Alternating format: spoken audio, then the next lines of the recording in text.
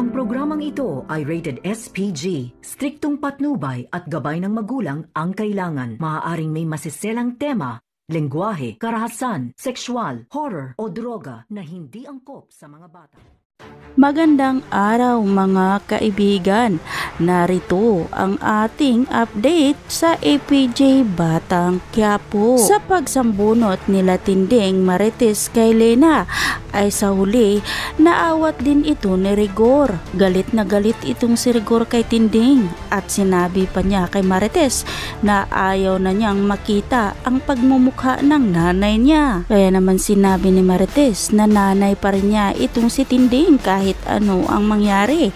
Ngunit wala nang pakialam itong si Rigor dahil sa galit ni Rigor kay Tinding at wala na nga itong respeto. Pinapapili itong si Marites kung kanino siya sasama, kay Tinding o sa kanya. Agad-agad hinila ni Tinding itong si Marites upang magkahiwalay na nga ang dalawa ay kukunin na niya ito.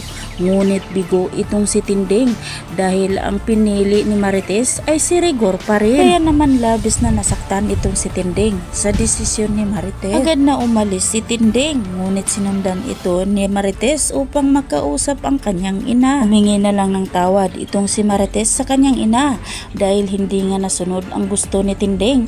Nahihiwalayan niya itong si Rigor dahil ipananatili nga daw ni Marites na buo ang kanyang pamilya kahit masasaktan man siya. Kaya wala nang magawa itong si Tinding dahil buo na nga ang desisyon ni Marites na magpaiwan dito kay Rigor. Sa kabilang banda, sa unang araw ng trabaho nila Tanggol, inanunsyo na ngayon ni Marcelo. Mabigat nga daw ang kanilang transaksyon at hindi nga daw basta-basta ang kanilang kalaban, kaya paghahandaan daw nila ito dahil malaki ang halaga ng kanilang haharapin. At dito na nga napatanong ni Tanggol kung ano nga daw ang gagawin nila. At dito na nga sinabi ni Marcelo na i-deliver nila ang mga droga ni Don Facundo at ibabayad naman daw sa kanila ang mga brilyante. Dahil malaki nga daw ang halaga, kaya hindi ito basta-basta at delikado nga daw ang makakaharap nila.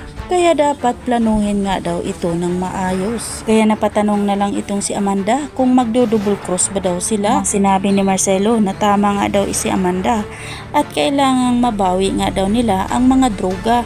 Dagdag pa ni Marcelo, sila Tanggol na nga daw ang bahala kung papaano nila babawiin ang mga brilyante at ang mga droga. Dahil sila Marcelo na daw ang bahala kay Don Facundo na hindi ito matatamaan. Handa na nga ngayon si Tanggol at ang mga kasamahan niya na magpapanggap sila bilang isang drug enforcer. At pagkatapos nga daw ng kanilang trabaho ay magkita-kita sila ulit sa kanilang hideout. Nakahanda na ang lahat at nakasuot na nga sila ng mga uniforme at ang kanya-kanya nilang dala na mga armas. Bago pa man sila umalis, sinabi ni Supremo na magkakaisa na nga daw silang lahat at magtutulong-tulungan sila at aalis daw sila na buo at babalik din sila na buo. At wala nga daw iwanan sa kanilang grupo dahil marami pa silang mga plano.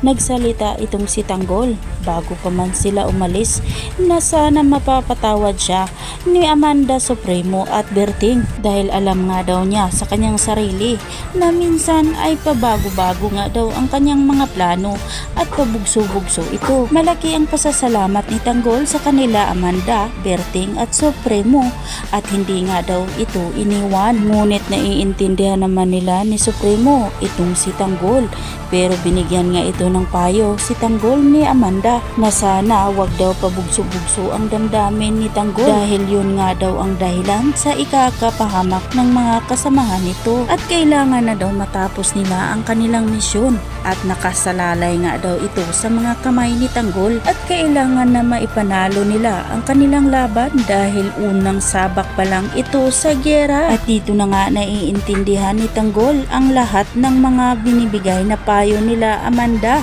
at susundin nga daw niya ito. Sumabat naman itong si Berting na sana nga daw talaga nasusunod na itong si Tanggol At magpapasalamat nga daw itong si Tanggol kay Supremo dahil napakabait nga daw ito. At di nagdagal, dumating na itong si Don Pakundo at pinaalalahanan nga ni Don Pakundo itong si Marcelo na siguraduhin nga daw ni Marcelo na hindi papalpak ang kanyang mga tao dahil hindi nga daw basta-basta ang kanilang mga haharapin. At ang mga brilyante nga daw na makukuha nila ay yun ang ibabayad ni Don Pakundo sa mga Montenegro. At dito na nga sumabat si Maka Santos na magaling nga daw talaga itong sila Tanggol dahil sanay nga daw ito na pumatay ng mga tao. At dahil hindi kilala ni Don Pakundo itong si Maka Santos, pinakilala ito ni Marcelo. At dito na nga naikwento ni Marcelo kay Don Pakundo na si Maka Santos lang daw naman ang tumulong upang makatakas ang mga kaibigan ni Tanggol. At makasama na nga daw nila itong si Maka Santos at mahusay pa ito.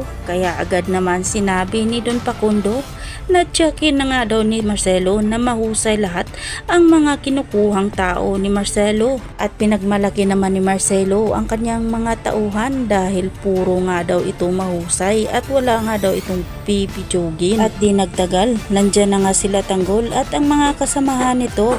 Kaya hangang-hanga itong si Don Pakundo nang makita niya ang mga kasamahan ni Tanggol dahil mahusay nga daw ito. Dahil nga sa suot nilang mga drug enforcer, kaya napapahanga itong si Don Pakundo. At dito naman pinaalalahanan uli ni Don Pakundo ang mga tauhan ni Marcelo na tsakin nga daw nila na kailangan makuha nila ang mga diamante at ang mga droga. At wag daw itong sasablay, lalong-lalo na nauna pa lang nilang sasabak sa trabaho. At dito na nga napatanong ni Tanggol itong si Don Pakundo kung pwede nga ba daw nila malaman kung magkano nga daw ang ibabayad ni Don Pakundo sa kanilang serbisyo. Ngunit tinawanan lang ni Don Pakundo ang tanong ni Tanggol dahil napakasigurista nga daw ito. Agad namang sinabi ni Marcelo dito kay Tanggol na wag daw munang iisipin yan dahil pagkatapos nga daw ng kanilang misyon ay sigurado nga daw na masisiyahan silang lahat. Dahil nga daw ang importante sa ngayon ay magawa nila ni Tanggol ang utos ni Don Pakundo sa kanila. Magtatagumpay kaya sila Tanggol sa mga pinapagawa sa kanila at dito na rin kaya mag-umpisa na yumaman itong si Tanggol. Kaya mga kaibigan, aabangan na lang natin ang mga susunod pang mga kaganapan dito lang sa paborito nating palabas sa APJ Batang Quiapo. At wag po sana ninyong kalimutan na i-like at pahingi na rin ng isang subscribe. Maraming salamat sa inyong pakikinig at panonood.